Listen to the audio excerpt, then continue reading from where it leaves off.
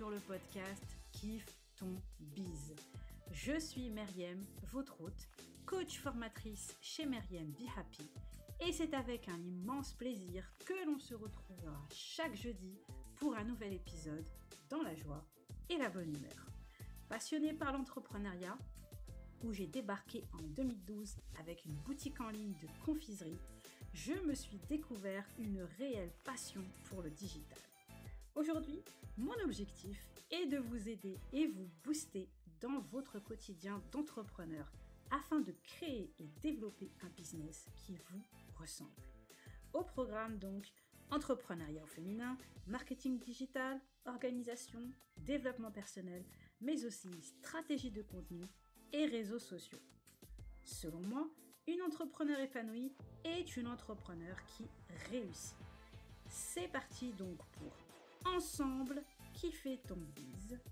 On s'installe bien confortablement pour l'épisode du jour.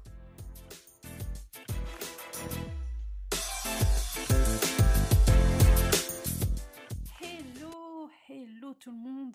Je suis ravie de vous retrouver pour un nouvel épisode du podcast Kiffe ton bise. Et nous voici à nouveau, et oui, à nouveau repartis pour une interview. Et cette semaine, j'ai le plaisir de recevoir Virginie Islagraf. Alors, désolée, mais nous avons été très bavardes, Virginie et moi, dans cet épisode. Donc, il est un petit peu plus long que les autres. Mais très honnêtement, vu le contenu, je suis sûre que vous ne nous en tiendrez pas du tout rigueur. Je vous laisse tout de suite en vous souhaitant bonne écoute et on se retrouve juste après.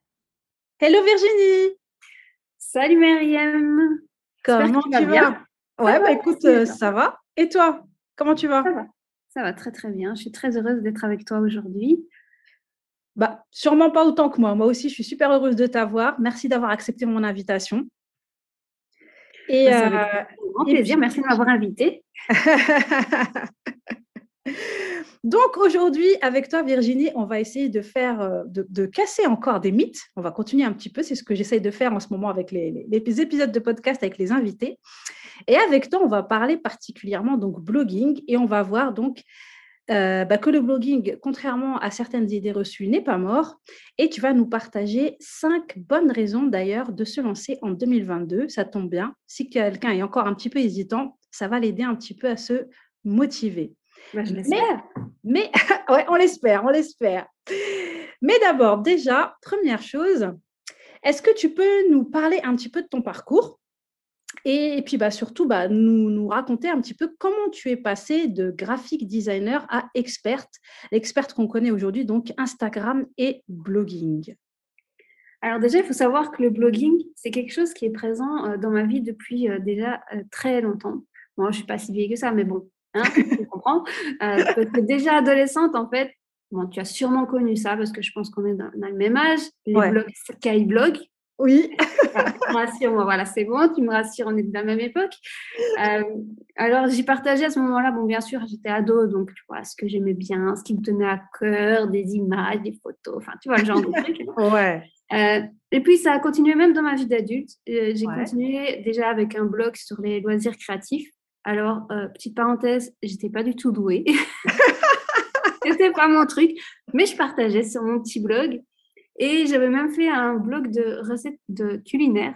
Là aussi, j'étais pas très douée. Donc, non, c'était pas des belles photos, c'était des trucs très nuls. Bon, voilà. Mais j'avais envie de partager. Donc, en fait, j'étais dans cette envie de partager avec les autres. Et avec le blog, c'est ce qui me correspondait le mieux. À l'époque, il n'y avait pas encore trop YouTube, etc. C'était pas encore comme c'était aujourd'hui. Et puis, le format vidéo, c'est pas non plus, ça n'a jamais été mon truc spécialement. Donc, le blog avec des photos, du texte, c'était ce que j'aimais bien. Et puis après, j'ai créé un blog qui était pas pro, mais on va dire beaucoup plus travaillé sur l'instruction en famille. Ouais. Parce qu'on faisait l'école à la maison avec mes enfants. Et donc, je partageais par rapport aux différentes pédagogies que j'utilisais, les activités que je faisais avec les enfants, plein de choses comme ça. Ah, bien. Et ce blog, je l'ai eu d'ailleurs pendant plusieurs années. Et ça a vraiment créé cette passion encore plus que ce que j'avais avant. Bon, voilà, c'était juste pour passer le temps. Ouais. Et j'aimais trop ça. J'aimais trop changer le thème, réussir à l'améliorer, les échanges que je pouvais avoir en commentaire, etc. Parce que j'étais pas du tout sur Instagram à cette époque-là. D'accord. J'étais vaguement sur Facebook, mais vraiment plutôt pour le privé. J'utilisais pas les réseaux sociaux, en fait. Ouais. J'avais juste mon blog. J'avais des échanges en commentaire ou par mail. Et j'aimais beaucoup ça, ce partage qu'il y avait avec des personnes de partout dans le monde. Oui, en plus, ouais. Et ensuite, c'est à ce moment-là, en cours de route, en fait, j'ai découvert Photoshop. Ouais. Et là, c'est de là qu'est né mon amour pour tout ce qui est la création des visuels, etc. Et je me suis retrouvée à un moment où j'avais envie, là, à ce moment-là, je ne travaillais pas. Hein, Ouais. je ne travaillais pas entre guillemets. Hein, vraiment, c'est un travail. Hein, mais je n'avais pas d'activité professionnelle en dehors de mes enfants. D'accord. Et j'avais envie de faire quelque chose pour moi, d'avoir une activité professionnelle. Et là, j'avais 2 idées. C'était soit je me lance dans la psychologie de l'enfant, ou soit dans le graphisme. D'accord. Et non, je n'ai pas choisi le graphisme. J'ai choisi la psychologie de l'enfant. J'ai commencé une formation. D'accord. Mais le graphisme m'a appelée. Le graphisme m'a appelée malgré que j'avais décidé, que j'ai investi très cher dans une formation dans la psychologie de l'enfant. Le graphisme m'a quand même attirée. C'est de là que je suis arrivée à graphic designer. Donc, je me suis formée, etc. Ouais. Et à la base, le blogging, il était mis un petit peu de côté. Mais après, au fur et à mesure que je me suis formée en tant que graphiste, j'avais envie de partager ça aussi. Parce que je parlais beaucoup dans mon travail avec des personnes qui n'avaient pas nécessairement les moyens de faire appel à un graphiste. Ouais. Parce que quand on est entrepreneur, quand on débute, on n'a pas les moyens de payer des centaines, voire des milliers d'euros selon ce qu'on souhaite faire. Une graphiste, c'est pas possible et on est souvent perdu. Quelqu'un qui ne s'y connaît pas, qu'est-ce que je peux faire? Comment je peux créer mes visuels, mon logo, etc. Donc à la base, le blog, il avait pour objectif d'aider les entrepreneurs dans la création de leurs visuels. D'accord. J'avais d'ailleurs déjà créé un plan de formation sur ce sujet-là. Donc, normalement, la première formation que j'aurais dû faire, c'était pour aider les entrepreneurs dans la création de leur identité visuelle. D'accord. Et puis, en fait, quand on est dans le blogging, on se rend compte que c'est pas juste en créer son blog. C'est pas juste je rédige mes articles et il est sur mon blog et puis voilà. Il y a d'autres choses. Il faut promouvoir son contenu. Et donc là, je me suis dirigée dans un premier temps vers Pinterest, mon chouchou, pour gagner du trafic. Et je me suis spécialisée dans ce domaine-là. Et puis après, Instagram, que j'ai découvert Instagram en fait vraiment avec le blog parce que je n'étais pas du tout présente dessus avant. Et donc, c'est de là que je me suis également formée sur le sujet et c'est de là que j'ai pu proposer des formations en Pinterest et en Instagram, proposer des coachings aussi, des accompagnements en blogging. Voilà toute l'histoire. En fait, à la base, je n'étais pas du tout partie pour faire ce que je fais à présent. Même si l'amour du blogging est là depuis vraiment longtemps, la création de sites web, j'aime beaucoup ça. Mais à la base, j'étais vraiment beaucoup dans le graphisme pour après me diriger vers ce qui m'a permis d'en être là où j'en suis actuellement avec le blog, parce que c'est Pinterest qui m'a aidé dans un premier temps à avoir du trafic et à faire connaître le blog, et Instagram qui m'a permis de créer une communauté, etc. Donc voilà un petit peu comment ça s'est construit, on va dire. Et en fait, le blogging, ça m'a permis de sortir de ma zone de confort dans beaucoup de choses et qui me permet de partager avec ma communauté mes connaissances et de les aider à atteindre leurs objectifs. Et c'est ce que j'aime faire. C'est aider les autres à travers mon contenu, les aider à apprendre à faire par elles-mêmes sans qu'elles aient besoin de moi. C'est ça que je souhaite et c'est ça que j'aime dans le blogging. Parce que ça donne vraiment la possibilité de pouvoir aider dans divers sujets. Bon, moi, j'ai mes sujets préférés, bien sûr. Mais c'est ce que j'aime dans le blogging. C'est ce que j'aime. C'est complet, on va dire. Le blogging regroupe plein de choses parce qu'avec le blogging, on a Pinterest, on a Instagram, Ouais. on peut avoir YouTube, on peut avoir un podcast. Exact. Voilà. Bon, ça, on verra ça dans les bénéfices du blogging, mais voilà. Voilà ma petite grande histoire, si je peux dire ça comme ça. Mais quel beau parcours. Et si je te dis qu'à la base, mes études donc, universitaires, c'était en biologie, alors tu vois, ça n'a rien du tout à voir. Comme quoi. Donc voilà. Ah ouais, moi du coup, pour les personnes qui vont nous écouter, qui ne le savent peut-être pas forcément, mais moi, je te connais, ça fait un petit moment qu'on se connaît. Et d'ailleurs, on a pas mal travaillé ensemble parce que déjà, c'est toi qui es à l'origine de mon logo actuel de Maryam Be Happy. Oui. Un très beau logo que tu m'as vraiment bien fait, qui correspond tout à fait à mon identité visuelle. Et moi, du coup, c'est vrai qu'il y a ta formation Instagram qui m'a été très utile. Et comme tu dis, c'est vrai que tes formations, moi, c'est pareil, c'est ce que je trouve aussi, c'est que tu nous apprends vraiment, en fait, à nous débrouiller tout seul, entre guillemets, et voilà, tu nous donnes tout en main pour nous débrouiller toute seule. Donc, ouais, c'est vrai que c'est un beau parcours. Moi, franchement, je suis très admirative de ton parcours. Et c'est vrai que quand on voit le contraste, oui, en effet, de biologie pour en arriver là où tu en es arrivé, c'est juste génial. Mais oui, mais comme quoi, en fait, c'est quelque chose, parce qu'à l'époque, quand c'était le moment de choisir un petit peu vers quelle voie on pouvait aller, il n'y avait pas encore tous ces métiers du web qu'il y a actuellement. Exact. Mais enfant, pas ado, enfant, j'avais créé un site web avec les codes, etc. Bon, j'ai tout oublié depuis, mais j'avais créé sur les chevaux. Bon, voilà, oui, ta passion pour les chevaux, oui. Donc, c'était quelque chose qui était déjà là depuis longtemps, mais on n'avait pas toutes les opportunités qu'on a à l'heure actuelle. Ah non, aujourd'hui, ouais. C'était les gros ordinateurs, enfin voilà, c'était la connexion Internet qui prend oh là là, mon Dieu. Il ne fallait pas être pressé pour se connecter à Internet. Ah non, c'est sûr. Hein, la génération d'aujourd'hui, elle ne connaît pas, elle ne sait pas tout ça. Ah non, mais aujourd'hui, juste ça prend 2 secondes, ça y est, limite, ils ont envie de balancer. Ah, ils sont déjà en dépression. Oui. Tandis que nous, on pouvait faire quelque chose en attendant, on avait le temps de c'est clair. Donc, en vérité, si je regarde par rapport à toute ma vie depuis enfant, c'est quelque chose qui était, on va dire, entre guillemets, présent.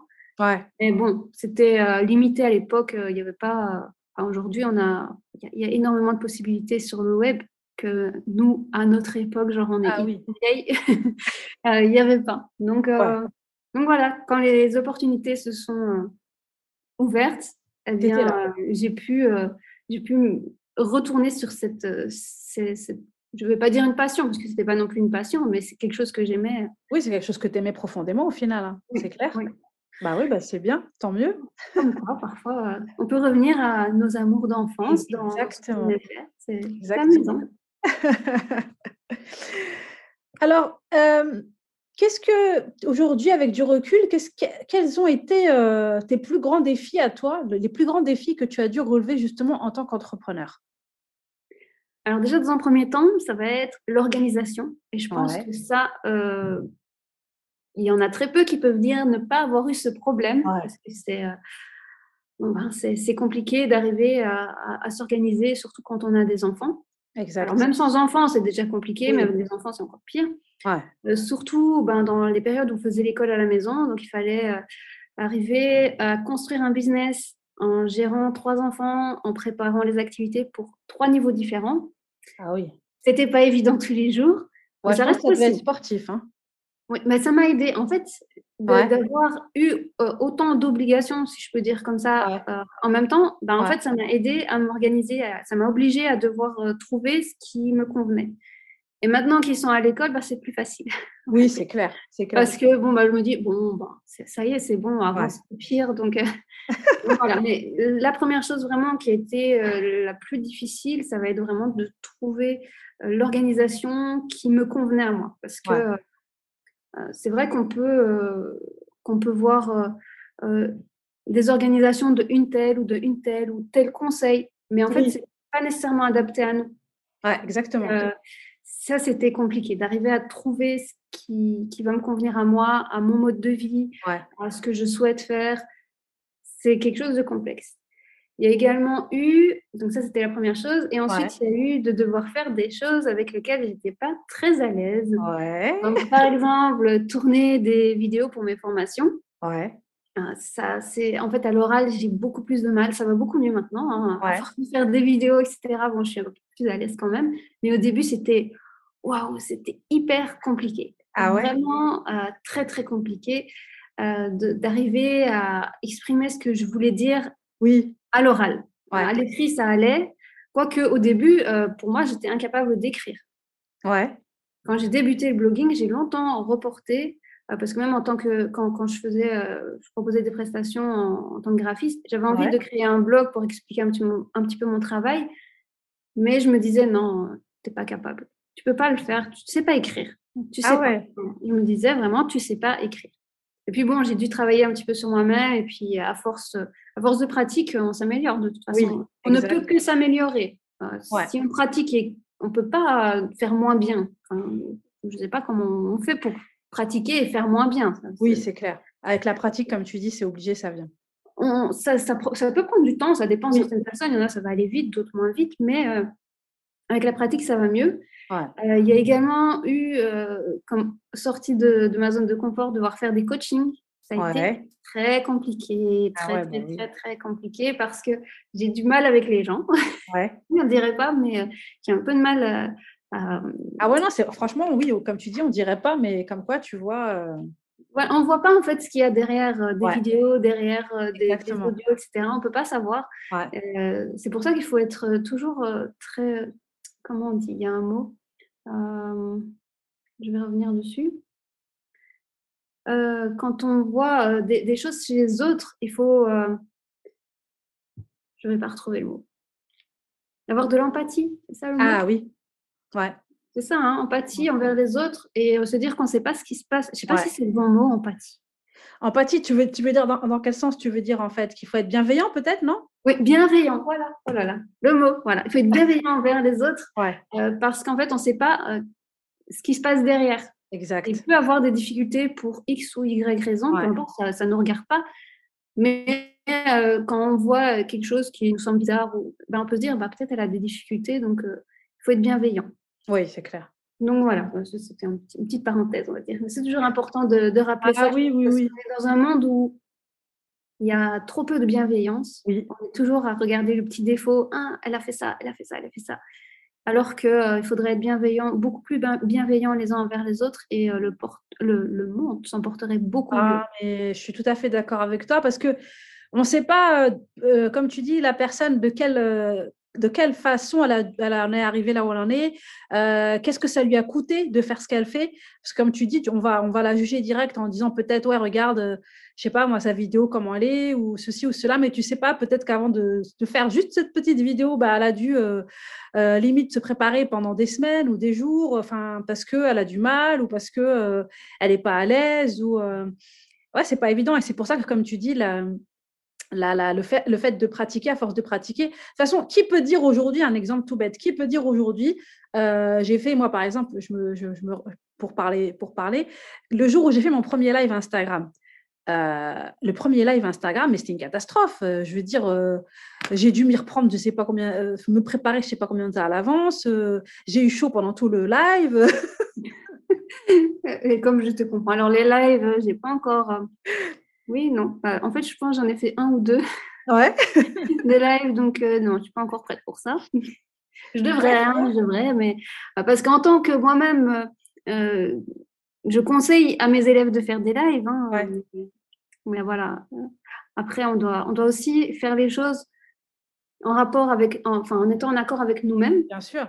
en sortant de notre zone de confort, c'est important. Ça, Oui. c'est très, très Ouais, il important faut se challenger. Il faut se de se challenger. surpasser, ouais, voilà, de se Ouais. challenger. Mais il faut aussi être à son écoute Ouais. et pas faire parce que tout le monde fait. Oui. Je Ou suis tout parce à qu'un fait tel d'accord m'a dit avec de toi. faire. Oui, Ouais. c'est bien de le faire, mais si moi, je le sens pas, ben voilà, peut-être c'est pas Ouais. le moment. Il faut peut-être attendre un petit peu et puis revoir un petit peu après. Pas non plus Exact. rester complètement bloqué sur non, ça y est, jamais je ferai de live, en reprenant l'exemple du live. Ouais. C'est dire, voilà, pour l'instant, non, parce qu'il y a ça, X ou Y raison, hein, peu importe. mais peut-être dans 1 mois, dans 2 mois, dans Ouais, 6 mois, voilà. dans Quand 1 tu seras an, plus à l'aise, en fait. Quand tu on sentiras que tu es… réessaye. Et Ouais, puis, donc voilà, il faut trouver le juste milieu entre le fait de sortir de sa zone de confort, mais tout en s'écoutant aussi. Donc, exactement. pas tomber dans l'extrême parce qu'il y en a beaucoup, surtout dans le développement personnel, sortir de sa zone de confort, ben, c'est la chose à faire, oui, mais. Oui. C'est mais. Ouais, ouais.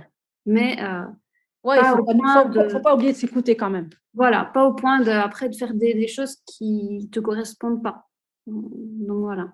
Parce que ça, on me l'a déjà ressorti pour le fait de ne pas vouloir me montrer. Ouais. Il faut sortir ta zone de confort, Ah oui?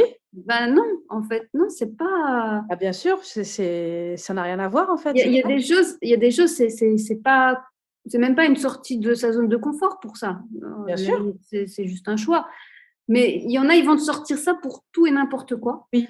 Ouais. Et même par exemple, une personne qui ne veut pas faire des vidéos ou même des audios, peut-être elle bégaye, on va dire, Oui. un exemple, hein, Ouais. par exemple. Et tu as des gens qui vont venir forcer un petit peu, enfin pas forcer, hein, forcer entre guillemets, mais qui vont venir, ouais, Faut absolument que tu le fasses, ouais, je vois ce pourquoi. que tu veux dire. Et en fait, derrière, la personne, elle a un problème. Alors, elle va se sentir coupable de se dire, Ouais. ouais, je sors pas de ma zone de confort, c'est ma faute. Hein. Alors qu'il y a un souci qui fait que elle se sent pas prête. Enfin voilà, bon, c'est un petit peu égaré, je pense, mais c'est Non, important de rappeler. c'est bien C'est d'en important. parler parce que de toute façon, j'ai envie de te dire, Virginie, en tant qu'entrepreneur, on sort tous les jours de notre zone de confort, quoi qu'il en soit.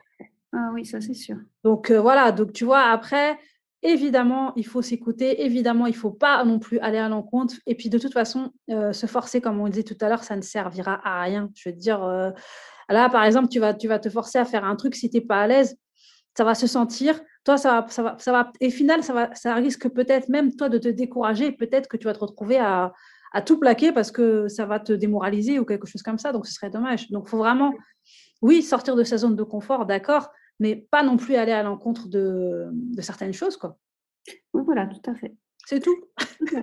Oui, c'est simple en fait au final. Hein, tu as bien résumé Exactement. les propos. Tu avais d'autres défis à nous partager? Non, je pense que en fait, ce dont j'ai parlé même en parlant de la zone de confort, ça a englobé. englobe Ouais. aussi un peu les défis, mais vraiment les gros défis. Donc, c'était vraiment l'organisation de départ et puis cette sortie de ma zone de confort pour faire différentes choses. Et que là, bon, ben, ça restait en accord avec moi-même. C'était juste de la crainte. Là, pour le coup, c'était juste de la crainte qui n'était pas justifiée. Parce que je m'en sors, je pense, plutôt pas mal en audio, donc Bien ça sûr. va. Dans les Bien formations, sûr. je pense que ça va aussi. Donc voilà, c'était des choses qui n'étaient pas justifiées. Il faut juste, parfois, il faut aussi juste se dire, il faut se lancer. Ouais, c'est Il faut ça. y aller. Voilà. Ça peut sembler en désaccord avec ce qu'on disait avant, mais en fait, non. Il y a certaines choses, c'est juste de la crainte. Ouais. Mais il n'y a aucune justification derrière. C'est-à-dire, pourquoi je ne ferais pas une vidéo Au pire, je peux couper les moments où je vais bugger. C'est exactement ça. Donc, il n'y a pas de justificatif légitime. Là, je parle de mon cas. Par rapport à moi, il n'y avait pas de justificatif. Si tu bugs, parce que moi, c'est ça que j'avais peur, ouais, voilà, je vais perdre mes mots, je vais bugger. Ben, pour régler ce problème-là, je peux préparer mon script, ce que je vais dire. Comme ça, au moins, j'ai mon plan qui est là, je sais ce que je vais dire, je ne vais pas me perdre. Et puis, si je bug, ben, je coupe, tout simplement. J'enlève le montage. Bon, le montage, je déteste ça, mais bon. Il y a cette possibilité-là de couper les bugs. Donc, qu'est-ce qui me retient? En fait, rien. C'est juste une crainte qui est là pour rien. Donc, voilà. Donc, ça, c'est aussi important. Comme j'ai dit tout à l'heure, le juste milieu. Voilà. Exactement. Entre Le un juste peu milieu, puis tout. parfois, et ne pas oublier que parfois, il suffit juste de faire le premier pas, quoi. Oui. Et puis, on voit aussi, on teste. Est-ce que je Ouais. suis à l'aise? Bon, par exemple, on va reprendre l'exemple du live sur Instagram. Bah, je teste une fois. Ouais. Est-ce que ça ne me correspondait pas? Ok, bah, je laisse tomber. Hein. Oui, c'est tout. Et puis, au final, on peut apprécier ça, justement. On peut aimer ça et en faire par la suite. Donc, il faut, voilà, il faut arriver à trouver, et ça, c'est pas évident non plus, trouver Non, bien sûr. un mélange entre ce qui est en accord avec moi, Ouais. avec mes valeurs, avec tout, voilà, avec mon moi profond. Et qu'est-ce que je peux faire pour sortir un petit peu de ma zone de confort, tout en restant en accord avec moi, mais tout en me lançant quand même des petits défis qui vont me permettre de me dépasser et de... c'est comme ça qu'on s'améliore. Même si on fait des erreurs, c'est encore plus en faisant des erreurs d'ailleurs qu'on s'améliore. Oui. Mais, de toute façon, il n'y a rien de fatal. Hein. Oui. Et puis, comme tu dis, oui, les erreurs, justement, ça nous permet de nous améliorer, ça nous permet de réajuster, de recommencer, de refaire. Mais un équilibre, un juste milieu, c'est le plus important. Vraiment le plus important. Mais c'est pas facile. Le juste milieu, l'équilibre, ça reste difficile. Donc ça, on peut rajouter dans justement les difficultés que j'ai pu avoir aussi, c'est arriver à trouver cet équilibre entre ce que je veux faire, ce que je veux pas faire, ce que je peux pas faire. Non, attends. Je veux pas faire, oui, ça, je veux pas faire, je le fais pas. Mais ce que je ne me pense pas capable de faire, ça, aussi, ça, on peut travailler dessus. Donc ça a été aussi une difficulté, arriver à faire la part des choses. Bon, maintenant, ça va mieux, parce que bon, ça fait quand même plusieurs années que je travaille là-dessus, mais c'est vrai que ça a été assez difficile. Ça a été dur, Et je pense que pas mal rencontrent également ce souci-là. Peut-être même inconsciemment. Hein. Oui. C'est peut-être pas conscient. Mais avec le recul, on se dit, en fait, c'est ça, j'arrivais pas vraiment à... Ah oui, on a des blocages, c'est sûr. Hein. Savoir où j'en suis. Ouais. Bon, voilà. Du coup, donc, Virginie, je vais enchaîner puisque tu parlais d'organisation. Donc, moi, en fait, depuis que je te connais, c'est vraiment quelque chose que j'ai pu constater chez toi. Justement, c'est ton organisation. Et d'ailleurs, c'est suite à ton coaching sur les réseaux sociaux que j'avais pris et qui m'a permis, moi aussi, d'améliorer mon organisation parce que c'est vrai qu'avant ce coaching, moi, je n'avais pas le réflexe tout simplement de programmer mes posts sur mes réseaux sociaux. Et ce coaching m'avait sauvé la vie parce que depuis et jusqu'à aujourd'hui, c'est quelque chose que je fais. Et clairement, c'est quelque chose qui est game changer, comme disent les Américains, qui change tout de tout. Je répète tout le temps ça, tu sais. Voilà. Tout le temps, la programmation. Ça... Donc, du coup, si tu pouvais, justement par rapport à ça, si tu pouvais donner juste 3 conseils simples aux entrepreneurs qui débutent et pour les aider en fait à s'organiser dans leur quotidien, parce que moi, c'est vrai que c'est vraiment quelque chose qui revient très, très, très souvent, même j'ai envie de dire même tout le temps. Les entrepreneurs avec qui j'échange, c'est une de leurs plus grandes problématiques quand je leur pose la question, c'est l'organisation. Oui, mais ça, c'était un problème que j'avais moi-même rencontré. Et comme tu dis, je pense que toutes on rencontre ce problème-là à un moment donné. Je pense qu'il n'y a pas d'exception pour cette thématique-là parce que c'est pas évident, l'organisation. Et on a plus d'obligations, on a tellement de choses à faire entre gérer son business, gérer ses obligations derrière, sa vie de famille, sa vie de femme aussi, parce que on est aussi une personne, on a envie d'avoir des petits moments à nous. Bien sûr. Ça, ce qu'on oublie souvent, en fait, ça c'est souvent d'ailleurs ce qu'on oublie, c'est nous-mêmes.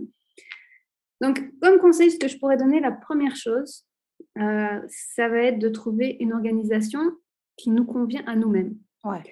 C'est pas de faire ce que X ou Y fait, de pas faire ce que toi tu fais ou ce que moi je fais, parce que ça va pas nécessairement convenir à chaque personne. Exact. Il faut arriver à trouver ce qui nous convient, et c'est ça c'est une grosse erreur de beaucoup. C'est on veut avoir une organisation qui est toute prête. Comment tu fais pour t'organiser? Et je refais la même chose. Exact. Alors que généralement, ça ne fonctionnera pas. Parce qu'on est toutes différentes. On a toutes des choses qui vont plutôt bien fonctionner et d'autres choses qui ne vont pas fonctionner. Ce n'est pas parce que telle méthode d'organisation fonctionne bien pour toi qu'elle va fonctionner pour moi. C'est comme ça. Et ça, il faut déjà arriver à en prendre conscience, se dire que ce n'est pas parce qu'une méthode d'organisation est révolutionnaire pour beaucoup qu'elle va être adaptée à toi. C'est la base. Peut-être pas le cas, et c'est vraiment, oui, comme tu dis, c'est vraiment la base. Donc, il faut arriver, en fait, pour arriver à ça, il faut arriver à trouver sa propre organisation. Il faut essayer plusieurs choses. En essayant différentes choses, il faut arriver à être objectif vis-à-vis de soi-même, pas se dire parce que telle personne connue, ça fonctionne chez elle, dire ça doit fonctionner chez moi. Et ça, il faut aussi arriver à à se mettre à faire un petit pas en arrière, se dire est-ce que réellement ça a fonctionné sur moi? Parce qu'on a trop tendance à se dire si ça fonctionne pour elles, surtout les personnes qui vont être connues, Oui, tout ce qui est l'épreuve sociale, ouais. eh bien, on va se dire bah, si ça fonctionne sur elles, ça doit fonctionner sur moi. Ouais, c'est ça. Doit. Ben Ouais. non, ça doit pas en fait. Non, pas nécessairement. Ça peut fonctionner ou ça peut ne pas fonctionner. Donc vraiment essayer plein de choses et Ouais. voir ce qui nous correspond le mieux et prendre de chaque méthode ce qui nous correspond et jeter ce qui ne nous correspond pas pour créer notre propre organisation. Exact. Et ça, c'est le plus grand conseil que je pourrais donner. Parce que ça va être la base de tout le reste. Un très bon conseil, exactement, ouais. Et ça, eh bien, si tu as des problèmes, si toi, auditrice, tu as des problèmes d'organisation, sincèrement, juste mets-toi ça déjà bien en tête. Ouais. Est-ce que ce que je fais comme méthode d'organisation, comme ce que j'utilise comme méthode, ça me correspond? Est-ce que c'est adapté à ma vie? C'est adapté à moi-même? Ouais. Et de là, tu pourras faire le tri. La deuxième chose, attends, je te laisse deviner. Qu'est-ce que je vais dire? Vous devriez programmer vos réseaux sociaux. Voilà, tout à fait. Tout à fait ça. C'est la programmation et l'automatisation de plus de choses possibles. Exactement. À l'heure actuelle, on a plein d'outils qui vont nous aider pour programmer, pour automatiser plein de choses dans notre business. Alors franchement, pourquoi on va s'en priver? Franchement, sincèrement, il n'y a pas de raison. Ah oui. Lorsque je vais parler de programmation de réseaux sociaux, la chose qui revient le plus souvent, comme quoi on n'a pas envie de le faire, c'est que ça manque de spontanéité. Ouais. Alors, il faut arrêter avec ça, tout de suite. Parce que lorsqu'on a un business et qu'on souhaite être présente sur les réseaux sociaux pour son business, je parle bien pour un business, parce que je ne parle pas du tout de manière privée. Bon, là, tu fais comme tu veux, hein. Mais il faut optimiser son temps. Ouais. Et il faut optimiser sa présence sur les réseaux sociaux. Sinon, tu perds du temps. Oui. Et tu t'éparpilles dans tous les sens et tu n'y arrives à rien. Et donc, la spontanéité, sincèrement, elle n'a pas vraiment sa place, entre guillemets. Oui. Il y a les stories pour être spontané. Par exemple, sur Instagram, on a les stories. Il y a moyen d'être spontané de temps en temps, de faire une publication qui nous tient à cœur, qui n'était pas du tout prévue, oui. Mais il faut que la base, ce soit déjà prêt. Parce que sinon, tu vas te retrouver sans savoir quoi poster. Aujourd'hui, je ne sais pas, qu'est-ce que je vais pouvoir faire? Je vais prendre je ne sais pas combien de temps pour trouver la publication.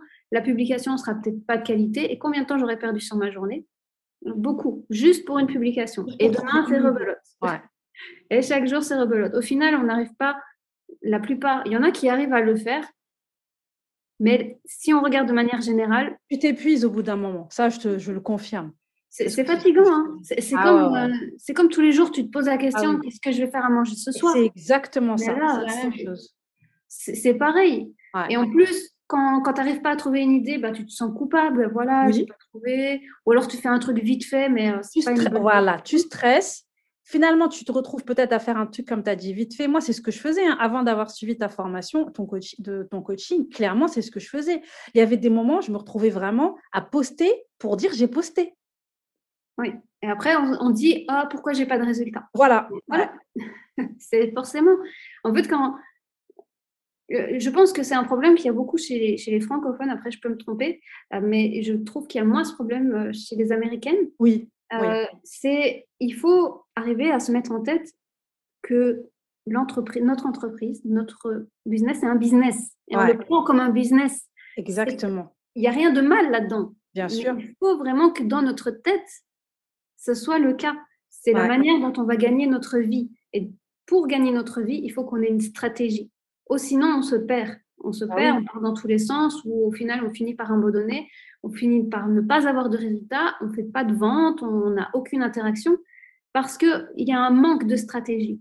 Et on se dit, non, mais stratégie, ça fait trop vendre. Oui, mais en fait, c'est ça le but. Bien sûr. On cherche à vendre. Sinon, c'est plus un business. Voilà, il ne faut pas se mentir. Il y a ce complexe, ou je ne sais pas comment on appelle ça, par rapport à la vente, par rapport à l'argent. Si, on a ce problème, les francophones, on l'a beaucoup. C'est terrible, hein. Alors que, je crois que les commerçants qui ont des boutiques physiques, ils n'ont pas ce problème de vouloir vendre. Alors pourquoi nous, en tant qu'entrepreneurs sur le web, on devrait l'avoir. Ce problème. Nous aussi, on vend quelque chose. Nous aussi, on a des choses à proposer, que ce soit des services, des coachings, des accompagnements, des formations en ligne. Nous aussi, on vend des choses. Donc, il n'y a pas à avoir ce complexe de la vente de produits en ligne ou de services. Et il faut prendre vraiment son projet. On ne doit même pas l'appeler projet, parce qu'il y en a qui appellent ça projet. Oui. C'est un business. C'est un business, ouais, clairement. Un business, une entreprise, mais c'est vraiment un business. Et tout business a besoin d'une stratégie. Ouais. Et pour mettre en place une stratégie, il faut s'organiser, il faut que les choses soient claires. Voilà, mon objectif, ça va être de faire ça. Et pour atteindre cet objectif, je vais devoir faire telle chose, telle chose, telle chose. Et la programmation sur les réseaux sociaux, c'est ce qui va aider à mettre en place une stratégie. Il n'y a pas que ça, bien entendu, mais ça en fait partie. Et là, même la présence sur les réseaux sociaux, ça doit être dans un but stratégique, ça doit être pour une raison. Pas juste sur les réseaux sociaux comme ça. Voilà. Non, alors oui, tu fais de manière personnelle si tu veux. Dans ce sens-là, oui. Ta vie de tous les jours. Mais à partir du moment où tu es présente sur les réseaux sociaux pour ton business, eh bien, tu dois avoir l'objectif. C'est quoi mon objectif d'être présente, par exemple, sur Instagram? Ça va être, par exemple, ça peut être de créer une communauté, de pouvoir interagir. Ça peut être aussi de faire des ventes. Il n'y a rien de mal là-dedans, au contraire. Ouais. Mais il faut qu'on ait un objectif clair. Et à partir du moment où on a l'objectif, eh bien, il faut que les publications qu'on va créer, ils doivent nous aider à atteindre cet objectif-là. Exact. Mais sans la programmation, tous les jours se reposer la question, qu'est-ce que je vais bien pouvoir publier aujourd'hui? Tu ne pourras pas, sur le long terme, tu ne peux pas atteindre tes objectifs comme ça. Ce n'est pas possible. Ou alors, il y a une recette miracle que je ne connais pas, mais je l'ai cherchée, je ne l'ai pas trouvée en tout cas. C'est clair, moi non plus. Et également, dans cette même optique, je garde ça dans... En fait, parce que sinon, je passais avec 4 et tu m'en as demandé 3, alors je l'ai réuni avec celui-là. C'est toujours sur les réseaux sociaux, donc ça se rejoint, c'est d'utiliser des modèles préfaits, des templates. Ouais, exact. Ça fait gagner énormément de temps. Ah oui. Parce que créer à chaque fois un visuel, mais ça prend du temps. Même moi, en tant que graphiste, ça me prenait du temps. Donc, en fait, pourquoi perdre du temps sur ça? Alors oui, certes, je ne vais pas dire que les visuels, c'est pas important. Hein, je ne vais jamais dire ça. Mais ça, c'est impossible que tu dises ça, c'est clair. Ça me paraît très bizarre. Ça ne serait pas moi, alors. Voilà. Attends, 2 secondes. J'ai un petit chat dans la gorge. Pas de problème. Désolée. Donc, à l'heure actuelle aussi, tout comme on a des outils pour la programmation des réseaux sociaux, on a aussi plein d'outils, plein de possibilités pour avoir des templates qui sont tout prêts, qu'on peut acheter, où il y en a même des gratuits. Oui. Moi, je conseille plutôt d'aller sur des payants, parce que les gratuits, tout le monde a les mêmes. Oui, c'est ça. Ceux de Canva, tout le monde a utilisé les mêmes, tandis qu'on peut trouver des payants sur Creative Market, par exemple, qui permettent d'avoir quelque chose quand même de différent, qu'on peut utiliser sans avoir aucune connaissance sur Photoshop, Illustrator ou quoi que ce soit. Canva est là. Ouais. Canva, il nous aide à tout faire. Canva, il est génial. C'est clair. Donc, c'est clair, on est d'accord. Utiliser des templates avec Canva, avec la programmation des réseaux sociaux, et là, tu gagnes énormément de temps sur tout ce qui concerne les réseaux sociaux. Tu n'as plus qu'à te concentrer. Tu t'organises. Par exemple, un mois, moi c'est ce que je fais un mois, ça peut être d'abord, on commence par 1 semaine, puis 2 semaines, et puis au fur et à mesure, on a plus de facilité, donc on peut faire pour des plus longues durées. Par exemple, tu fais pour 1 mois, tu es tranquille pour 1 mois. Ouais. Mais on se sent tellement légère quand on a fini cette programmation pour 1 mois. On respire. Surtout que du coup, ça te libère pour faire tout un tas d'autres choses à côté. Mais oui, qui est beaucoup plus importante. C'est ça qui est génial. Qui est beaucoup plus importante. Ouais. Et d'ailleurs, ça va être le 3e conseil, c'est d'arriver à apprendre à prioriser et de savoir ce qui est réellement important. Ouais. Parce que souvent, on va justement faire des tâches qui ne sont pas vraiment indispensables, et qui nous font perdre plus de temps qu'autre chose. Comme par exemple, chaque jour, trouver une idée de publication sur les réseaux sociaux. Par exemple. Ouais. Ben, en fait, ce n'est pas important en soi. Oui, ça fait partie d'une stratégie, mais on a moyen de regrouper ça en les programmant pour pouvoir vraiment se concentrer sur ce qui est important. Par exemple, la création de contenu, la création d'articles de blog, la création de ces produits, la création de nouveaux produits. Je l'ai déjà dit, la création de nouveaux produits, les prestations de services. Comme toi, là, par exemple, qui arrive à te dégager du temps pour préparer ta formation. Voilà, tout à fait. Tout simplement. ça, on peut le faire seulement si on arrive à savoir ce qui est vraiment important. Exactement. Et pour savoir ce qui est important, il faut savoir qu'est-ce qui va m'aider à atteindre mon objectif. Ouais. Est-ce que oui, ça m'aide à atteindre mon objectif? Alors oui, c'est important. Est-ce que ça m'aide pas à atteindre mon objectif? Ah ben non, alors bon, parfois il y a certaines tâches qu'on est obligé de faire. Ouais. Ça, on l'a fait, voilà, on l'a fait vite fait, mais il y a des choses on n'est pas du tout obligé. On n'est pas obligé. Le principal, c'est de prioriser ce qui va nous faire atteindre notre objectif et pas de se laisser parasiter par des autres petites tâches à droite à gauche qui, au final, si on ne l'avait pas fait, ça n'aurait rien changé. Ah, c'est ce que j'allais dire. C'est ça, en fait. C'est surtout qu'il faut voir aussi ce qui va t'aider dans ton business, comme tu as dit. C'est là que tu vois la priorité, parce que si c'est quelque chose, comme tu dis, que ce que tu te dis au final, je le fais ou je ne le fais pas, ça ne changera pas grand-chose, ben, c'est déjà, tu as déjà ta réponse, en fait. Voilà. Et ça, c'est ce genre de tâches-là qui ils nous font perdre tellement de temps. On ne s'en rend pas compte. Hein. Ouais. On met sur sa to-do list, on se dit non, ça y est, je vais le faire. Mais si on se recule un petit peu, qu'on se dit ah, mais tiens, est-ce que ça, franchement, ça va m'apporter quelque chose? Ouais. Ben, il y a beaucoup de choses qu'on se dirait ben non, en fait, non. Donc, exactement. J'abandonne. Ouais, c'est ça. Hein. Et ça, c'est également très, très, très, très important. Ça peut aider vraiment très, très bon conseil. à gagner du temps et aussi à s'enlever de la charge mentale énormément. Parce qu'on se met tellement de choses sur notre to-do list. Comme le dirait Déborah de Dubinsky, la trop-do list. La trop-to-do list, ouais, j'aime trop quand elle dit ça. En fait, il faut arriver à épurer au maximum. Alors, il y a certaines choses, voilà, on est obligé de les faire, même s'ils ne nous aident pas, les trucs administratifs, ce genre de choses-là. Malheureusement, ouais. Ils ne nous aident pas à atteindre notre objectif, hein, concrètement. Ouais. Mais on est obligé quand même. On est obligé de le faire.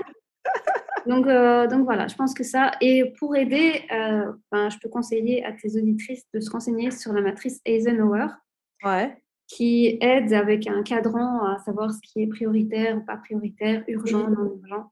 C'est vraiment très, très intéressant. Je ne vais pas rentrer dans les détails ici. La matrice. Mais exact. Il y a moyen de trouver juste sur Google les informations. Et c'est moi, en tout cas, c'est ce qui m'a aidé, qui m'aide à mieux m'organiser, à savoir ce que je dois laisser tomber, ce que je dois vraiment faire, ce que je dois faire en premier, ce qui peut attendre un petit peu aussi, et ce que je peux déléguer aussi. Parce que bon, c'est forcément.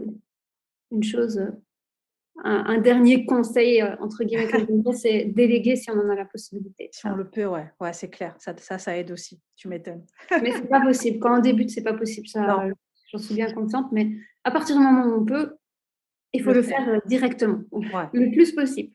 Ouais. Et c'est difficile, même psychologiquement, ça, d'arriver à déléguer. Parce qu'on a du mal à laisser faire par quelqu'un d'autre. Hein. Ah oui, on veut faire tout soi-même. On veut que ça soit fait à notre manière.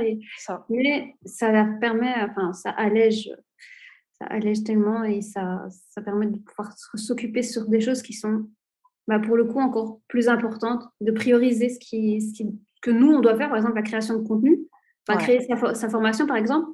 Ça, c'est nous qui devons le faire. Hein. C'est pas, faut pas dire à quelqu'un d'autre de le faire pour toi.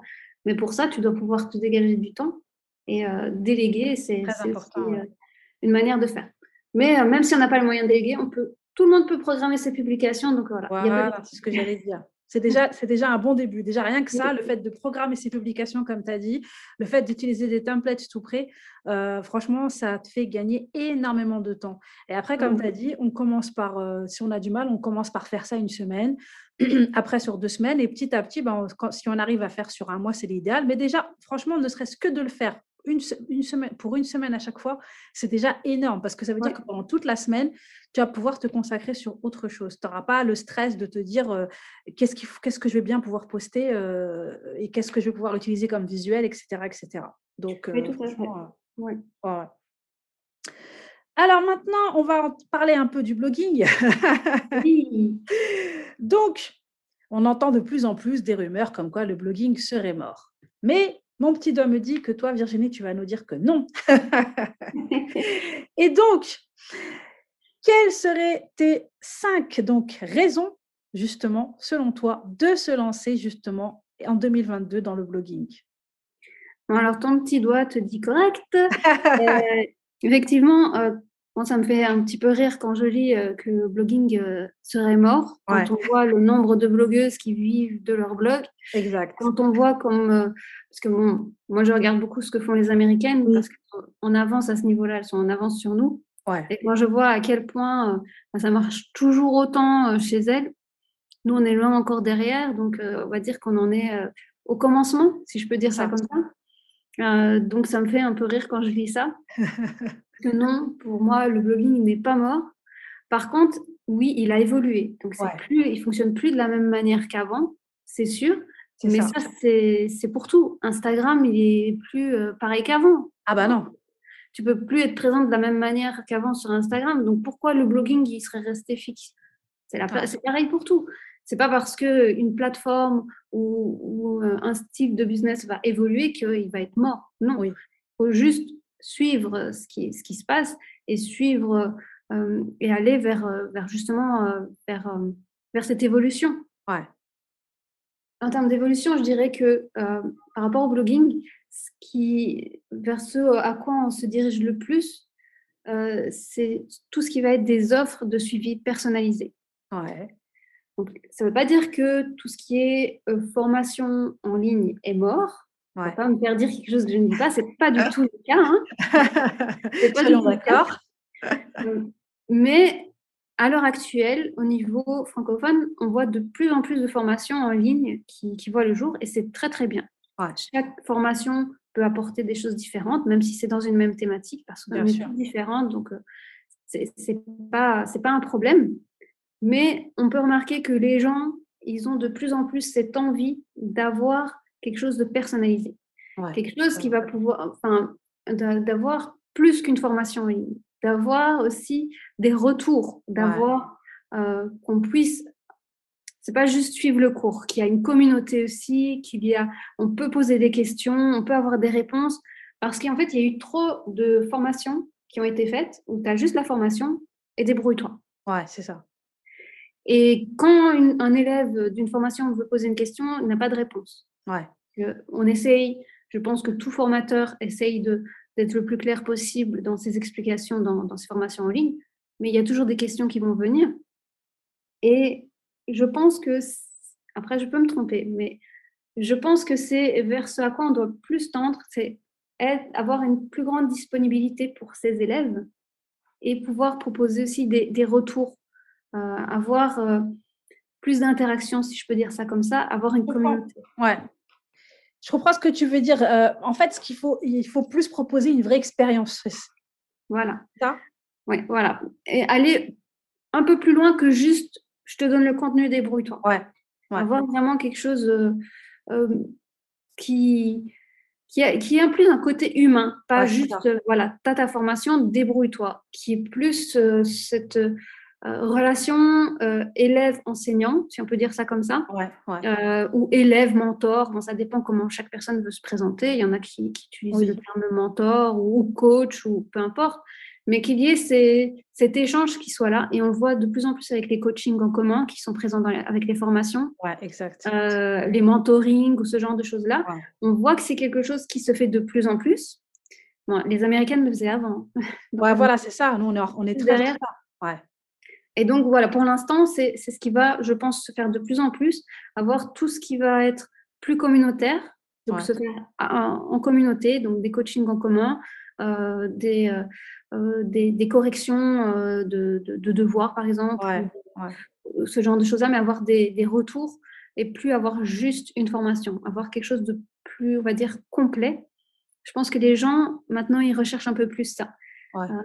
Qui recherchent plus que de l'information, mais qui recherchent aussi d'avoir validation de ce qu'ils vont mettre en place. Voilà, moi, c'est en tout cas ce que je pense et ce que je peux voir en observant un petit peu ce qui se fait chez les Américaines. Et généralement, ce qui se fait chez les Américaines va de toute façon venir ici par la suite. Et ça commence. Hein. Généralement, quand on voit les formations, il y a des coachings en commun qui sont compris. Donc, ça veut dire que ça commence, ça veut dire qu'il y a un besoin derrière. Exactement. Donc, voilà. C'est ça que Je pense donc le blogging n'est pas mort, mais il évolue vers quelque chose comme ça, je pense. Je peux me tromper, hein, on verra bien. C'est comme ça que moi Franchement, je pense pas. Je pense pas. D'ailleurs, on le voit même de nous-mêmes, hein. Nous qui sommes en tant qu'entrepreneurs aussi des consommatrices de formation, franchement, on est plus à se diriger vers ce genre de formation-là, hein. Oui, tout à fait, tout à C'est vrai, fait. hein. Parce qu'on a plein de formations en fait qu'on les suit pas.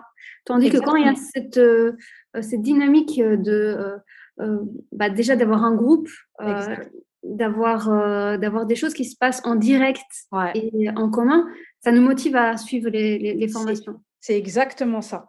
Exactement. Parce que là, on a tellement été, on va dire, un peu saturé de beaucoup de formations qui sont venues. On a acheté, c'est très bien. Mais le problème reste que ces formations-là, soit on va vite les suivre et puis c'est tout. On ne passe pas à la pratique. Donc au final, elles ne nous servent pas à grand-chose. Ou alors, on la garde dans un coin, on se dit qu'on va la faire plus tard. Mais elle est toujours là. Mais voilà, j'en ai plein, hein, des formations comme ça qui attendent. Pareil. Mais comme tu dis, c'est des formations, il n'y a pas ce suivi, il n'y a pas… Alors que les formations que tu prends qui sont avec ça, pour le coup, oui, tu les suis direct. Oui, voilà, parce que tu n'as pas le choix en fait. Exactement. Tu es un peu poussé à le faire, mais c'est pas plus mal d'être poussé à le faire. Ah non, c'est bien.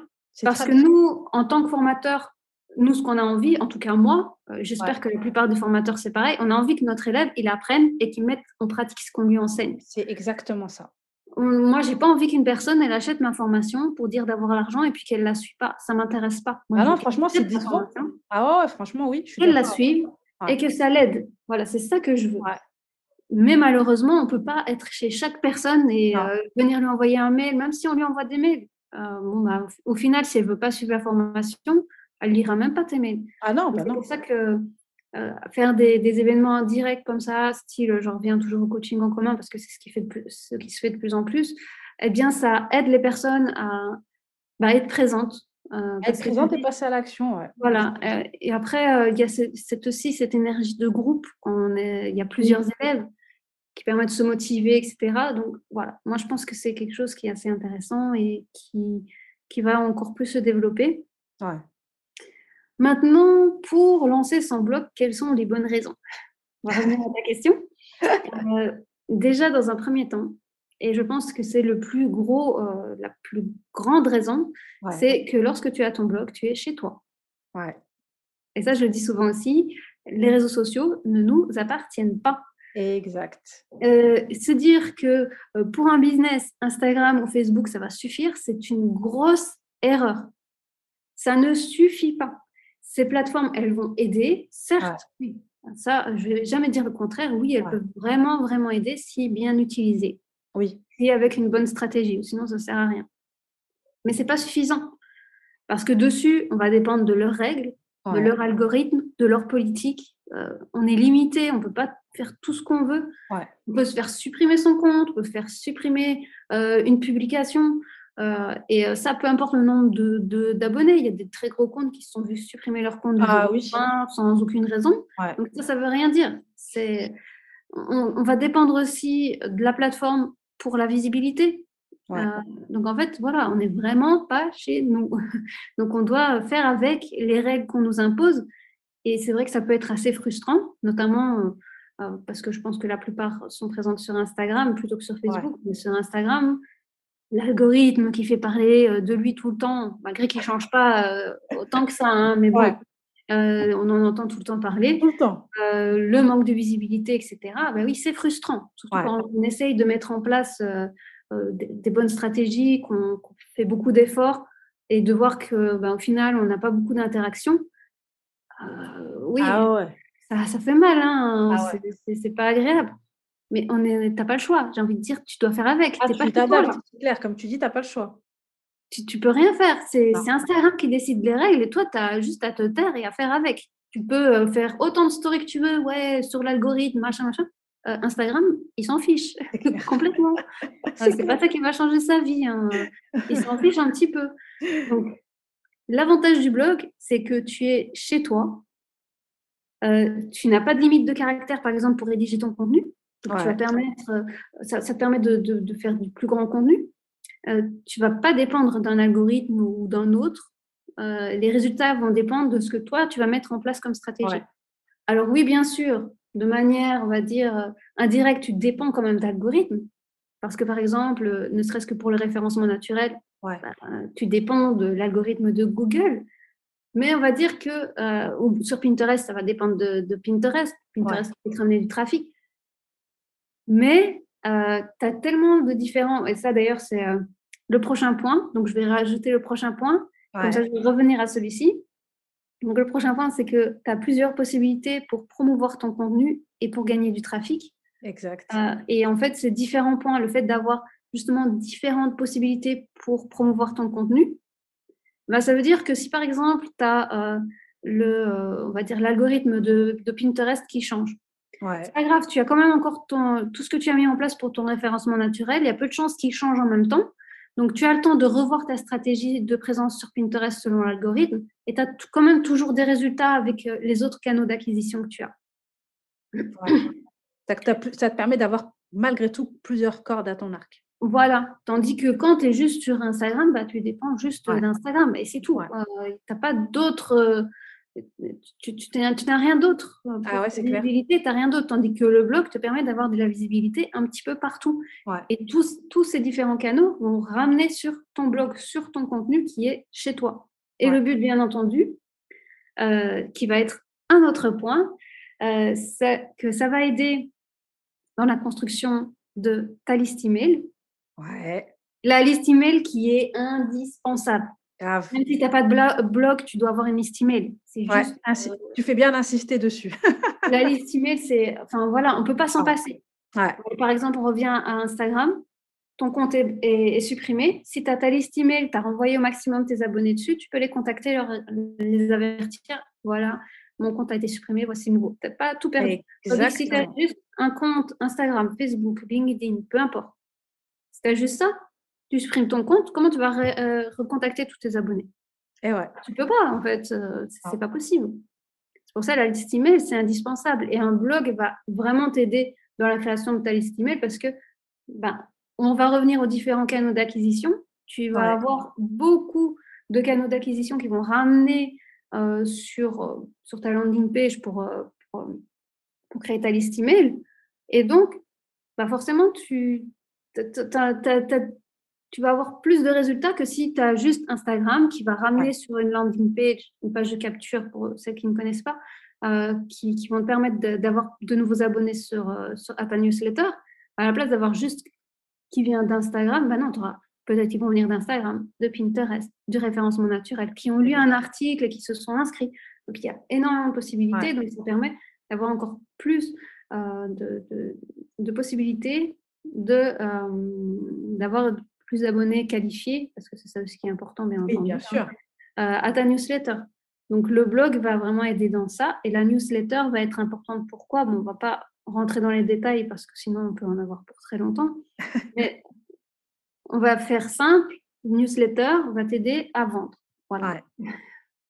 Bien entendu, ce n'est pas que ça, mais c'est l'objectif principal. On ne va pas se mentir parce qu'il y en a, ils font un petit peu des trucs détournés. Non, la newsletter, c'est juste pour donner du contenu à tes abonnés. Non, mais il faut être clair. Oui, tu as raison. Il faut être clair. Mais le but final, on veut vendre. Voilà. Bien sûr. Oui, on veut donner du contenu, mais on veut vendre. On a un business, on n'est pas là pour faire les bisounours. On a un objectif, c'est de gagner notre vie. C'est simple. Il ne faut pas non plus prendre tout le temps des chemins détournés. Excuse-moi. Donc voilà, la liste email, pour faire clair, ça sert à ça. Donc c'est pour ça qu'elle est ultra importante. Donc je me suis un petit peu embrouillée, je suis partie dans tous les sens. Une autre raison d'avoir un blog, c'est que ça permet de te présenter en tant qu'experte dans ta thématique. Ça va rassurer les gens de voir que tu sais de quoi tu parles. Oui. Parce que sur le blog, forcément, tu as du contenu qui... sur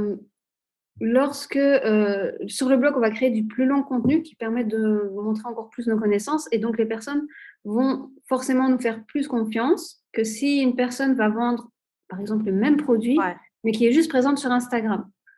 Parce que le blog montre une certaine expertise. Exact. Pour créer ton blog, tu dois avoir les connaissances nécessaires. C'est pas juste tu te contentes de certaines publications Instagram où tu vas parler de ce que tu connais, mais le blog, c'est plus complet, on va dire. Tu peux développer, ouais, voilà ce que j'allais dire, tu peux davantage développer, c'est beaucoup plus, c'est clair, ça n'a rien à voir. Oui, voilà. Donc, ça, c'est aussi un élément très important. Et une personne, enfin, personnellement, moi, je regarde toujours les liens en bio si je veux acheter, si par exemple, je suis sur Instagram et quelqu'un parle d'une formation, bah, je vais aller voir dans le lien en bio. Et si je dois choisir entre deux produits similaires, entre une personne qui n'a pas de blog et une personne qui a un blog, je choisirai toujours celle qui a le blog. Ouais. En parlant de qualité de contenu qui est similaire, mais je préférerais la personne qui a un blog. Parce que je vais pouvoir déjà apprendre à la connaître aussi à travers ses articles. Est-ce que la manière dont elle va expliquer les choses me convient? Et qu'à travers les publications Instagram, bah, comme c'est plus petit, en fait, on ne peut pas vraiment... Non, c'est beaucoup plus court, c'est clair. Tu ne peux pas avoir le même retour. Voilà, donc voilà. Donc, ça aide en termes d'expertise. Ouais. Et la dernière chose qui est revenue là, en fait, plusieurs fois, c'est que un blog va permettre de mieux aider ta communauté parce que tu vas avoir du contenu plus long. Donc, forcément, ça va être plus complet qu'une publication. Et je vais le dire, mais je le dis tout le temps, donc c'est une répétition encore, mais avant de vouloir vendre et donc de demander quelque chose à ta communauté, il faut donner beaucoup. Ouais. Et c'est un gros problème qu'il y a chez les francophones, c'est qu'on a peur de trop donner. Oui. On se dit non, mais si je donne trop, après ils ne voudront pas acheter. C'est une erreur. Oui, c'est vrai que c'est un gros frein qu'on entend souvent ça. Les personnes ont peur de donner trop en gratuit et se disent bah, si je donne tout en gratuit, pourquoi est-ce que finalement après les gens voudront acheter chez moi? Voilà, tout à fait. Alors que pas du tout. Pas du tout, pas du tout. Il suffit de regarder encore une fois ce que font les Américaines. On peut avoir des contenus gratuits, mais qui sont limite des formations. C'est vrai. Ça pourrait être transformé en formation payante. Ah oui, oui. Et pourtant, elles se font des milliers de dollars par mois. Donc, ce besoin de restreindre ce qu'on va donner, il n'est pas légitime. Il faut donner beaucoup avant de vouloir recevoir de ses abonnés. Et ça, c'est quelque chose qui me tient à cœur. Et via le blog, on a vraiment cette opportunité-là. Ouais. Parce qu'on peut donner beaucoup plus que... On peut donner aussi via les réseaux sociaux. C'est pas ça, on peut partager beaucoup. C'est pas pareil avec le blog. Mais oui, voilà, c'est pas du tout pareil. D'ailleurs, ça me renvoie au point que tu disais juste avant, c'est-à-dire qu'avec ça aussi, eh bien, tu montres ton expertise, c'est pareil. Oui, voilà. En fait, tout est lié. Ouais. Tout est lié.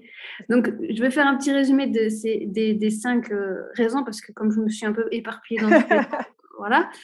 Donc, la première raison et la plus grosse raison, c'est qu'on est chez soi, sur son blog.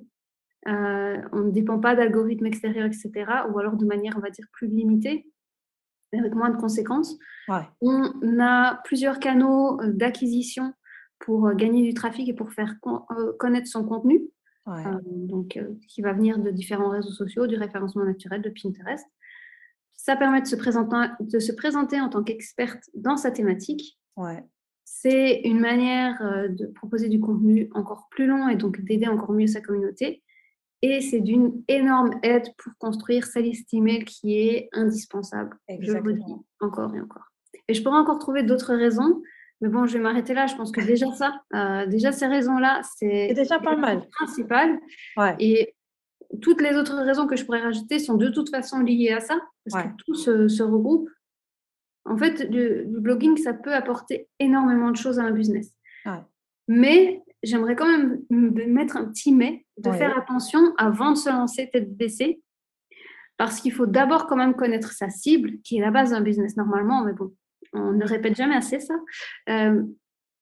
parce que il faut savoir si sa cible, elle va d'elle-même sur les blogs. Ouais. Parce que la majorité, c'est le cas. Ils vont sur les blogs quand elles font des recherches, etc. Oui. Mais ce n'est pas toujours le cas. Donc, il faut quand même toujours vérifier avant que la cible va sur des blogs dans notre thématique. Avant de dire, ça y est, je lance un blog. Oui, un blog a énormément d'avantages. Mais si la cible ne va pas sur des blogs, ben, il n'y a pas d'intérêt en fait. Oui, ça ne va pas servir à grand-chose, c'est clair. Il n'y aura pas de résultat. Ouais. Je le redis, pour la plupart des thématiques, c'est le cas. Ouais. Mais en général, comme tu dis, dans la plupart des thématiques, on a le réflexe quand même quand on veut quelque chose de complet, le réflexe, c'est d'aller sur un blog, un article de blog, quoi. Mais tu as certaines thématiques où les personnes vont plutôt aller sur YouTube, par exemple. Exact, ouais. Donc, c'est pour ça qu'il faut vraiment… là, on va plutôt avoir soit des personnes qui sont prêtes à aller sur le blog et à lire des articles, Ouais. ou tu vas avoir des personnes qui, pour certaines thématiques, vont plutôt avoir besoin de voir des vidéos. Ouais. Un blog peut compléter des vidéos YouTube, mais encore une fois, si personne, il y a peu de résultats. Oh, désolée, je vais y arriver. Mais encore une fois, si la cible ne va pas sur les blogs, en fait, autant se concentrer juste sur YouTube. Ouais. Donc vraiment, ça, c'est important de revenir toujours à la base qui est la cible. Je ne voudrais pas que, ça y est, on a entendu le podcast, je vais me lancer dans le blogging et au final, non, en fait, je n'ai pas de résultat. Et alors que le problème vient de la cible qui n'utilise pas les blogs. D'où l'importance d'avoir déjà à la base bien étudié sa cible. Et c'est un truc tout bête. C'est comme si, par exemple, demain, tu te disais, je vais me lancer, je vais faire un podcast. Et en fin de compte, ta cible n'est pas du tout podcast. Voilà, c'est comme pour tout. Il faut revenir à la cible. Mais bon, ça, je trouve que c'est intéressant de le rappeler parce que c'est important. Il y en a beaucoup qui font cette erreur-là. Oui. Je me suis lancée sur tel réseau social, sur YouTube ou sur ceci, cela. Tout simplement parce que j'ai entendu que c'était bien de le faire, tu vois, ou que tout le monde était dessus, donc je vais y aller aussi. Oui, voilà. Alors que, non, il faut d'abord voir si c'est intéressant d'être là ou pas. Exact. Après, une fois que c'est validé, voilà, tu sais que ta cible va sur les blogs et tout, donc tu peux commencer à te préparer pour créer ton blog. Il faut que les choses soient très claires. Il faut se préparer à bosser. Ouais. Parce que créer un blog, c'est pas comme certains, ils peuvent le faire penser, c'est travailler quelques minutes par semaine et le reste du temps être les pieds en éventail à la plage. Normal. Non. En fait, non. En fait, si, tu peux le faire. Tu peux être les pieds en éventail à la plage si tu as ton ordinateur avec toi pour bosser. Ouais. Ça, il n'y a pas de souci. Ouais. Parce que c'est l'avantage, tu peux bosser d'où tu veux. Mais ce n'est pas juste quelques minutes par jour. Ouais. C'est plusieurs heures par jour. Ça, il faut se préparer. Il faut se préparer. Ça demande beaucoup de boulot. Je ne vais pas mentir, parce qu'il y en a beaucoup, ils se basent sur ça. Non, pas beaucoup, quelques heures par semaine. Non. Dans la réalité, dans la vraie vie, dans celle dans laquelle on vit, la dimension dans laquelle certains sont, je ne sais pas, peut-être qu'ils sont ailleurs, je ne sais pas. Pas la même que nous. Mais voilà, dans une autre différente. Mais dans la réalité dans laquelle nous vivons, nous, ça demande du temps. Ouais. Et ça demande du boulot. Et ça demande d'avoir du temps avant de monétiser son blog. C'est pas que… il faut être patient. Il faut de la patience et il faut savoir par où commencer. Ouais. Et c'est d'ailleurs pour ça que j'ai créé la Success Bloggers Academy. J'allais justement te poser la question. En fait, j'ai créé cette formation, c'est vraiment pour permettre à celles qui souhaitent se lancer dans cette belle aventure, parce que c'est une belle aventure, parce que le blogging, ça permet de vivre d'une chose qu'on aime faire, parce qu'on va partager sur une thématique généralement qu'on aime. Le but, c'est pas de partager, d'avoir comme thématique quelque chose qu'on déteste. Bien sûr, c'est bon, ça sert à rien. On va pas y arriver, ça va être compliqué. Mais quand on aime quelque chose, pouvoir partager comme ça avec des autres personnes, on est content de travailler. Après, le plus difficile, c'est de savoir quelles sont les étapes à suivre. Ouais. Parce que ça, c'est compliqué. Créer un blog, c'est beaucoup de choses. C'est pas juste écrire des articles. Il y a toute la partie… il y a la partie pratique, il y a la partie théorique. Parce que c'est pas juste, voilà, j'ai choisi ma thématique, je vais écrire des articles. Et c'est tout, ouais. Et puis voilà. Non. Déjà, il faut voir, est-ce que ta thématique, est-ce qu'elle a du potentiel ? Ouais. Parce que toutes les thématiques n'ont pas du potentiel. Ça, il faut aussi pouvoir être réaliste par rapport à ça. Si on cherche à monétiser, je parle toujours par rapport à la monétisation. Je ne parle pas d'un blog pour le plaisir où tu peux faire ce que tu veux. Mais à partir du moment où on veut que notre blog devienne un business, il faut qu'il y ait un potentiel derrière.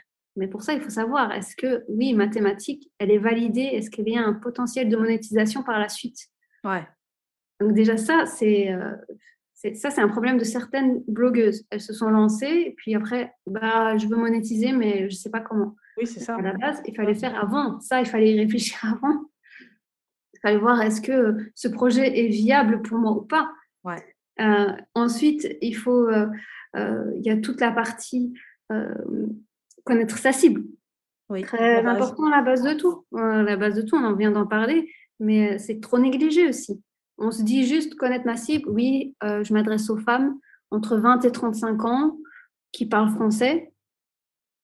Et puis, généralement, ça s'arrête là où il y a 2-3 éléments supplémentaires et puis c'est tout. Ouais. Ben non, ça non, c'est pas suffisant. clair. Donc, il y a aussi toute la partie pratique, donc la création du blog en lui-même, la création de son identité visuelle. Puis après, il y a bien entendu la rédaction d'articles. Mais comment rédiger ces articles? Parce qu'il faut penser au référencement. Enfin, il y a énormément de choses. Et donc, c'est pour ça que j'ai créé la Success Blogueuse Academy. C'est pour donner toutes les étapes à suivre. Il y a juste à suivre les étapes. Donc, depuis, tu emmènes tes élèves du début jusqu'à la monétisation. Donc, vraiment, on débute de choisir sa niche. Ouais, voilà. Jusqu'à monétiser son blog. Ouais, donc, c'est vraiment tout le parcours de la blogueuse du début à la fin. Et c'était très important pour moi de faire tout le parcours. Ouais. Parce qu'on m'a dit non, tu n'es pas obligé. Enfin, j'ai demandé conseil, bien sûr, quand j'ai commencé à vouloir travailler sur ça. On m'a dit la monétisation, c'est peut-être pas essentiel parce que c'est vrai que la monétisation, c'est un gros sujet parce que ça peut être de plein de manières différentes. Ça peut être des coachings, ça peut être des formations en ligne, des services, etc. Mais c'était vraiment important pour moi de partir du début et de suivre vraiment jusqu'à la fin mes élèves. Ouais. Et pour revenir sur ce qu'on disait par rapport au blogging et ce qui va se faire maintenant, c'est pour ça que moi, j'ai décidé d'introduire la correction des devoirs. Donc, ça veut dire que mes élèves, en fait, vont avoir des devoirs à faire que je vais corriger. C'est trop bien, ça. Comme ça, parce qu'en fait, il faut que dès le début, elles puissent savoir, voilà, est-ce que je pars dans la bonne direction? Ouais. Je ne veux pas les laisser sur une mauvaise décision qui, après, au final, quand elles voudront monétiser, il y aura un souci. Il faut que dès le début, elles démarrent bien pour qu'après, elles aient des résultats.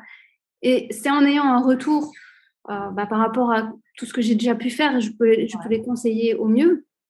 Et pour moi, c'était important de mettre ça, de mettre des devoirs et des corrections que je peux faire pour elles et des coachings aussi en commun pour avoir cette interactivité, d'avoir cette énergie de groupe qu'on peut avoir, d'être réunis ensemble. Donc ça, c'est des choses que j'ai voulu rajouter.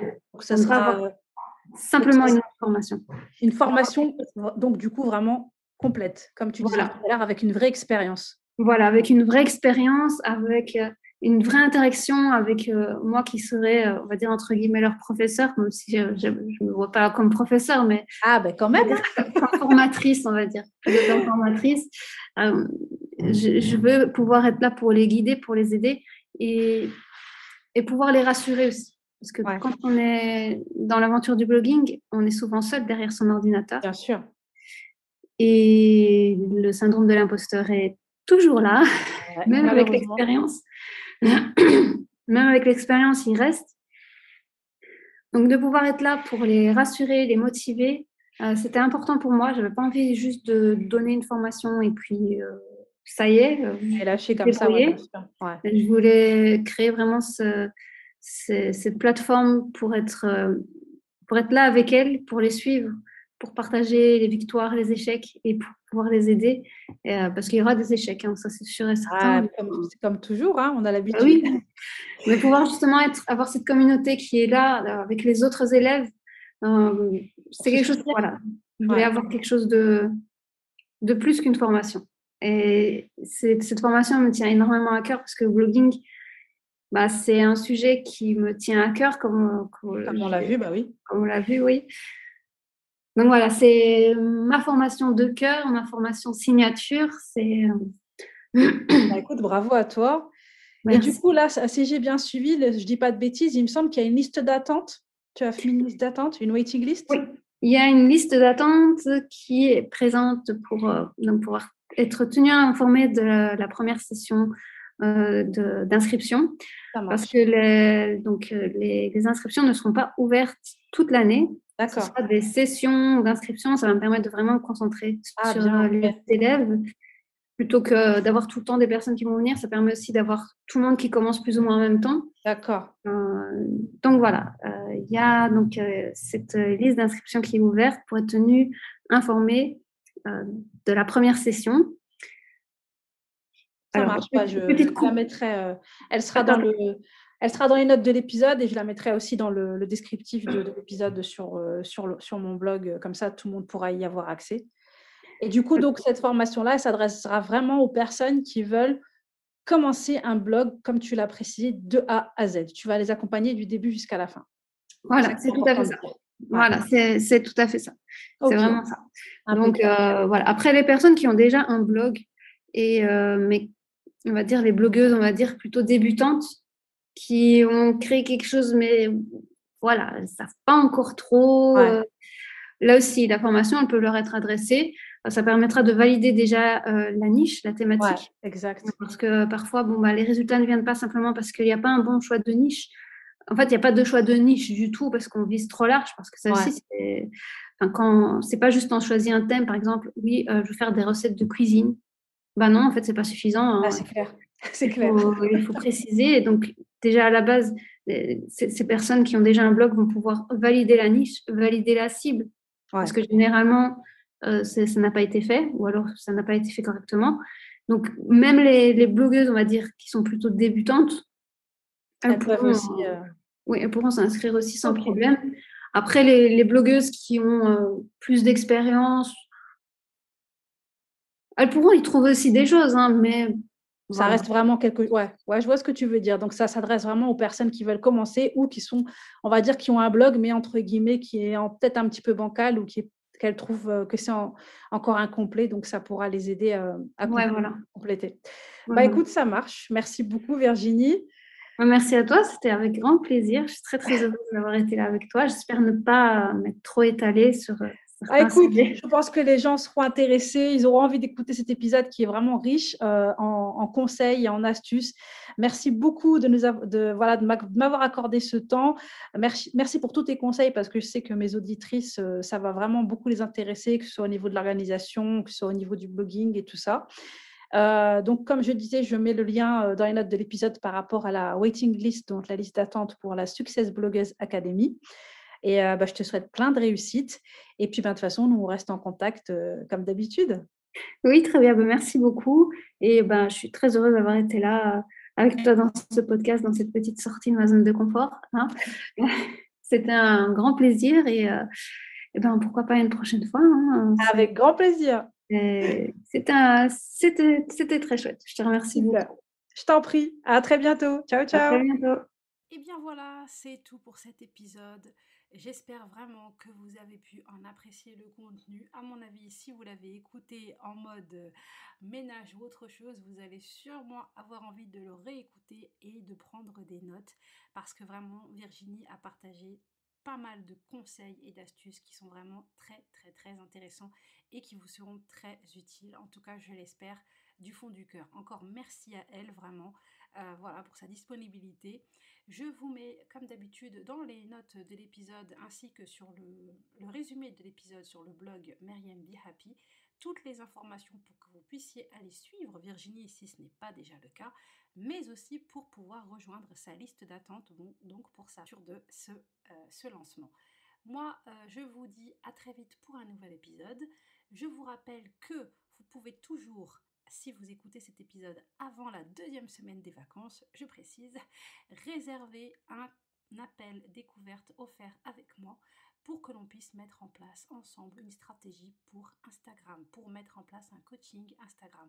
Si vous êtes vraiment dans une problématique avec Instagram, si vous êtes dans un moment où vous ne savez plus comment faire, vous n'arrivez pas à vous en sortir, vous ne savez pas par où commencer, quoi poster, comment poster, eh bien, n'hésitez pas à réserver cet appel découverte. On fera un petit audit ensemble de votre compte, on verra un peu où vous en êtes et on verra comment on peut travailler ensemble. Donc, n'hésitez pas, je vous mets aussi le lien pour réserver cet appel découverte qui est offert.